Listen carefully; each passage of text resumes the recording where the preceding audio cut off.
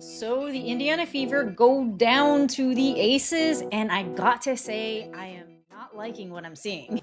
I mean this when I say this. Fire Stephanie White yesterday. Fire her yesterday. And the reason why is not that Stephanie White is a bad basketball coach. It's not that Stephanie White is a bad motivational speaker. It's not that Stephanie White has done a bad job defending her players.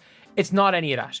It's that Stephanie White and Caitlin Clark fundamentally have different... Something's brewing in Indiana, and it's not good. Caitlin Clark just dropped another stinker against the Aces, going ice cold from three, while her coach Stephanie White scrambles for excuses. The Fever's title dreams are melting quicker than ice cream in July, and somebody needs to answer for this mess. This one's going to get spicy. Yeah, I think the little things, we've kind of just shot ourselves in the leg consistently doing that. We turn the ball over, we foul a lot. You know, those are just easy points for them. I don't know how many points they had at the free throw line tonight, but I think they had 18 off of our turnovers, and that mostly falls on me. That falls on me as our point guard. I think I have to really get us into stuff, especially in the fourth quarter. We didn't do a good job of taking care of the ball. I didn't. So I think just starts with me and just getting better in that. What do you believe is really behind Caitlin Clark's shooting struggles? Is it the system, the pressure, or something deeper? Drop your thoughts below.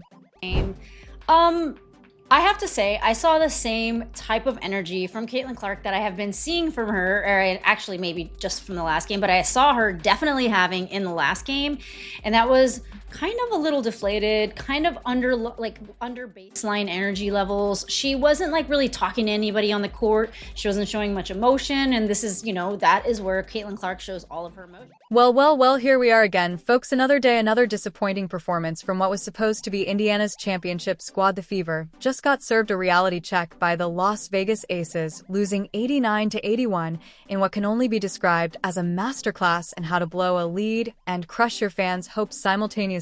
Let's talk numbers, because they don't lie, unlike some of the excuses we're about to hear. Caitlin Clark shot 1 for 10 from three-point range. 1 for 10. That's not a shooting slump, that's a shooting catastrophe. Paired with her previous game against Golden State, Clark is now 1 for 17 from beyond the arc in her last 2 games.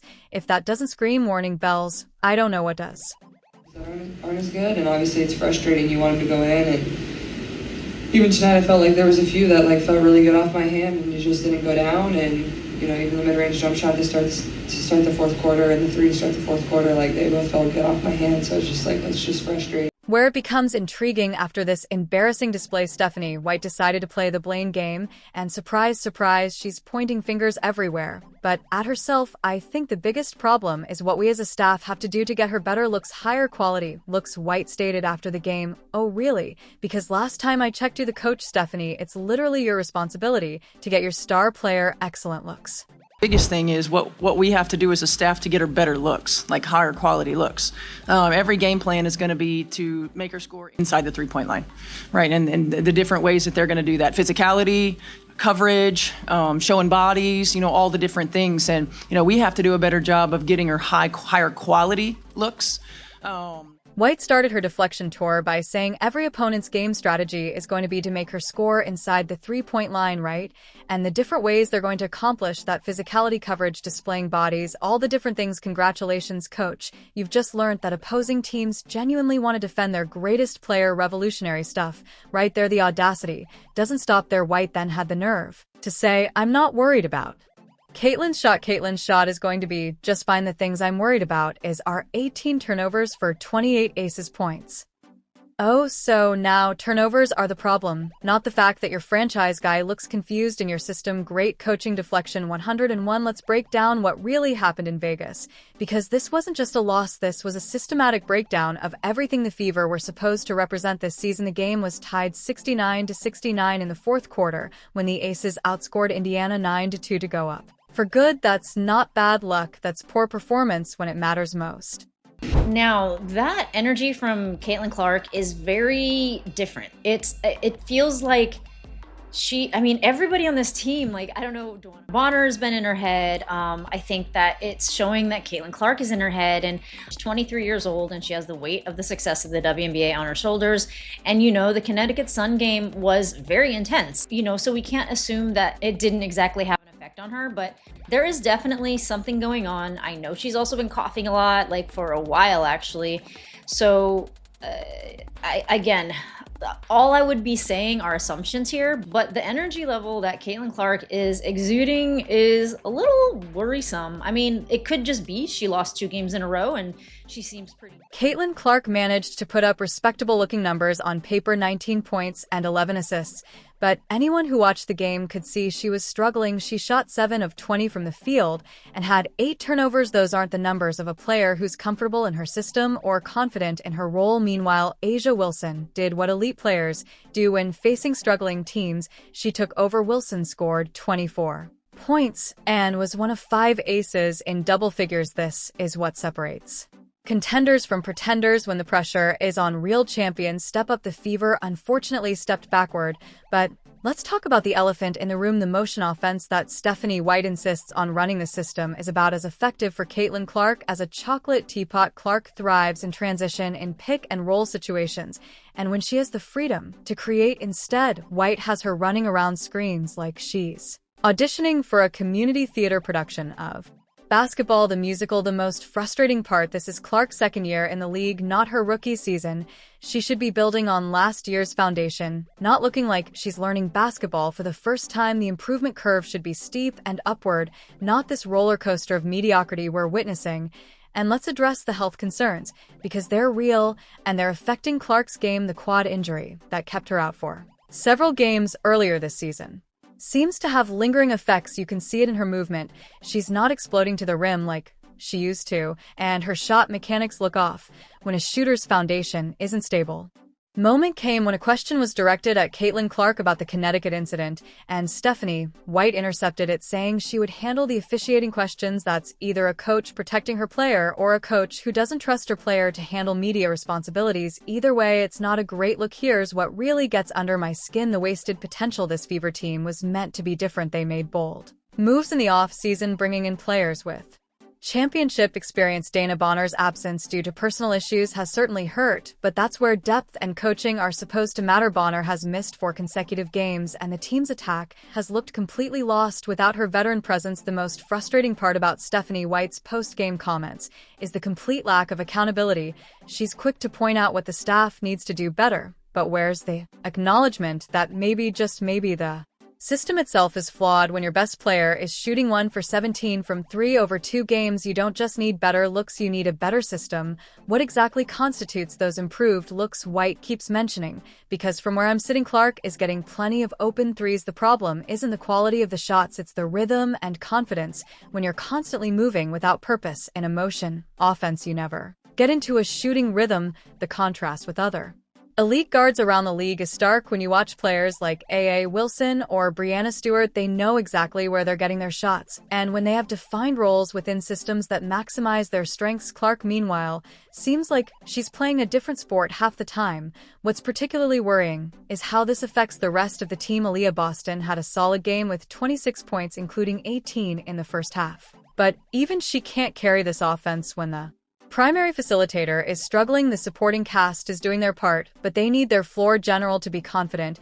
and effective. The health concerns extend beyond just Clark's quad injury. The physical toll of the WNBA season is real, and when teams are specifically targeting her with physicality, the mental wear becomes just as important as the physical acting. Head coach Austin Kelly acknowledged that opposing team's game plan has been Moment came when a question was directed at Caitlin Clark about the Connecticut incident, and Stephanie White intercepted it, saying she would handle the officiating questions. That's either a coach protecting her player or a coach who doesn't trust her player to handle media responsibilities. Either way, it's not a great look. Here's what really gets under my skin: the wasted potential. This Fever team was meant to be different. They made bold moves in the off-season, bringing in players with championship experience. Dana Bonner's absence due to personal issues has certainly hurt, but that's where depth and coaching are supposed to matter. Bonner has missed 4 consecutive games, and the team's attack has looked completely lost without her veteran presence. The most frustrating part about Stephanie White's post-game comments is the complete lack of accountability.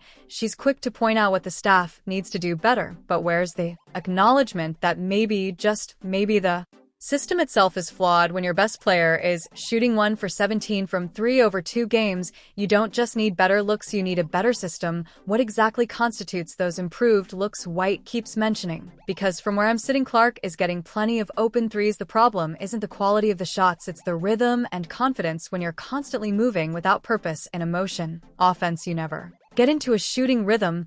The contrast with other elite guards around the league is stark. When you watch players like A.A. Wilson or Breanna Stewart, they know exactly where they're getting their shots. And when they have defined roles within systems that maximize their strengths, Clark, meanwhile, seems like she's playing a different sport half the time. What's particularly worrying is how this affects the rest of the team. Aaliyah Boston had a solid game with 26 points, including 18 in the first half. But even she can't carry this offense when the primary facilitator is struggling. The supporting cast is doing their part, but they need their floor general to be confident and effective. The health concerns extend beyond just Clark's quad injury. The physical toll of the WNBA season is real, and when teams are specifically targeting her with physicality, the mental wear becomes just as important as the physical. Acting head coach Austin Kelly acknowledged that opposing team's game plan has been consistent. Be physical with her. That's been the game plan all year long. This brings up another interesting point about Stephanie White's availability. The fact that she's missed multiple games for personal reasons while her team is struggling isn't exactly ideal timing. Leadership matters, especially